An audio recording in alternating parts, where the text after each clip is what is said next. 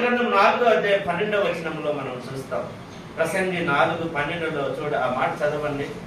ఎంత చక్కని మాట ఉంటారు. కీర్తనలు, సామెతలు, ప్రసంగి. 4:12 చూడండి. ఒంటరి ఆగునొకడు ఒకని మీద మరి ఒకడు పడగా ఇద్దరు కూడి వారిని ఎదిరింపగలరు. 3 పేడల త్రాడు త్వరగా తెగిపోదు. ఐక్యతను సూచిస్తా ఉంది. మీరు కలిసి ఉంటే వేరే వాడు ఒకడు వస్తే మీరు ఎదిరిస్తారు వాడిని. ఒకరి మీద పడితే ఇంకొకటి పోయి వాడిని ఎదిరిస్తాడు. అంటే 3 పేడల తాడు తెగిపోదు అంటాడు. 3 వేసిన తాడు తెగదు, బలంగా ఉంటుంది అంటున్నాడు. అంటే ఐక్యతను సూచిస్తా ఉంది.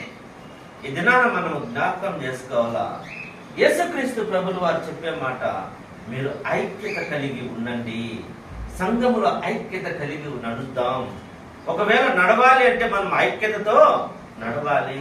మనసులో ద్వేష భావము, అసూయ భావాలు పెట్టుకొని ఎక్కువ రోజులు మన ప్రయాణము చేయలేము.